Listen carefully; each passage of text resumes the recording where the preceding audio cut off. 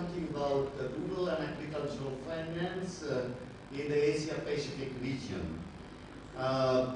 Recently, APRACA with IFAD grant, we did some work on documenting some of the best practices in the Asia-Pacific region during the last 1.5 years.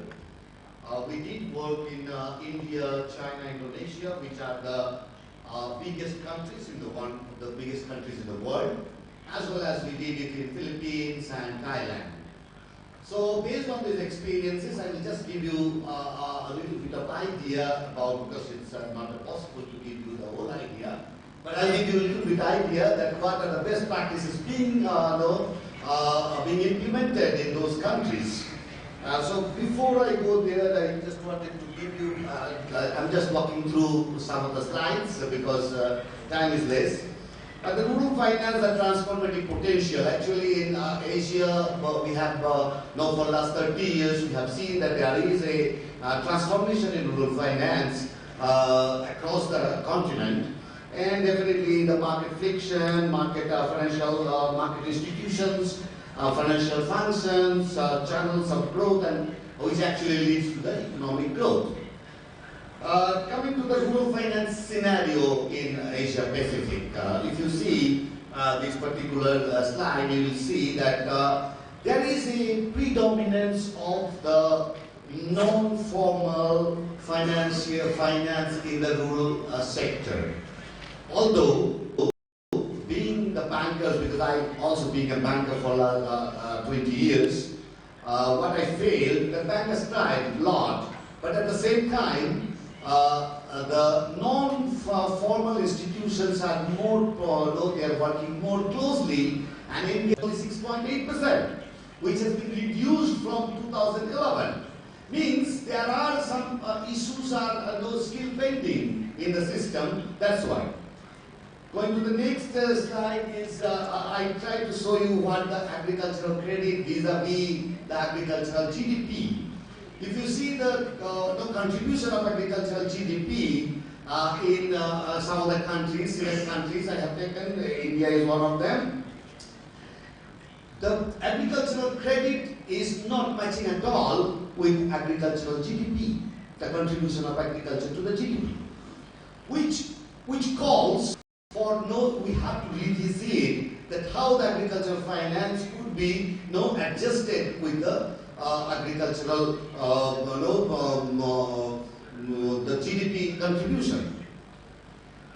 Before I go to the exactly the studies we did last 2 years, we actually did some kind of homework of how to understand what are the best practices. So on the based on the main certain criteria, we found that these are the best practices. So we did that. So we will now go to the one of the most important that the rural finance market in some of the countries. We will definitely talk about India, China, Indonesia, Philippines, and Thailand. So coming to the China, because most of you do not understand what actually what happening in China. But due to our close proximity with the Chinese banking system through APRACA, we could get into their basic Chinese rural finance market. Here we can see that there is a policy bank. They call it as a Agricultural Development Bank of China, which actually creates the policies, and they do even sometimes they go for some kind of a big financing also. Commercial banks, only 2 major banks in China is involved in commercial, 2 rural areas, which is Agricultural Bank of China, which is one of the top 10 banks in Asia, and also the Postal Savings Bank of China, which have a very high penetration in the rural areas. Then they have cooperative system, which long back, with the help of IFAD, they created this RCCs. They call it rural cooperative, rural credit cooperatives, which recently, according to our study, most of them are being converted into rural commercial bank rather than rural credit cooperative, which actually defeated the basic criteria or basic idea of why we started this rural credit cooperatives. Then there are some new type of RFIs are coming up, which they call it the village and township banks. Village and Township Bank, which is a very important innovation in the rural finance market in China, which the China Banking Regulatory Commission, they actually, in China they have separated out the central bank and the regulatory commission. So central bank no more work on the regulatory function. So this regulatory commission, they allowed these village and township banks. Some of the loan companies also, which are like in many of African countries, they call it a non-banking financial institution. Then insurance companies, the private sector insurance companies are recently allowed in China to operate, and they are majorly homegrown insurance company in China. Coming to India, India is having since last 50 years. There are many changes and many new innovations have come up in the rural finance market, but still the formal finance being supplied by the commercial banks, which are mostly the government-led or the public sector banks.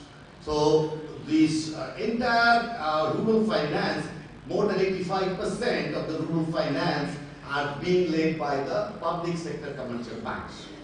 And it is also, there are many cases where the public sector banks are being, the central bank of the country, they are asking the private public sector bank to do this much of, there is some regulation that you have to do 18% in agriculture finance, 40% in private sector lending. So it's basically, in India, it's more of, central government driven rural finance system.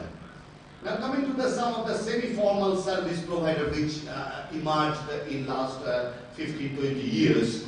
One of them is the SHG Bank Linkage Program, which is called the SBLP. The Self-Help Group Bank Linkage Program, which is the largest in the world of the linkage program, being led by the National Bank for Rural and Agricultural Development, the NABARD. They led this SBLP. Now coming to the informal financial, yes, there are many informal financial sector like NBFCs, microfinance institution. You must be knowing that India was one of the big microfinance institutions in the country, but also there are no downside of it. There are many MFIs failed in India because of many other reasons. Coming to Indonesia, the commercial banks, not all, but some of them do have their micro lending system, which they go, except the bank, BRI, we call the Bank Rakyat Indonesia, which is a specialized bank. Then there are specialized banking institutions. Now, the central bank, they are giving a license to the banks in Indonesia, which is, they call it the specialized banking institution. Then they have membership-based cooperative financial institutions, CFIs.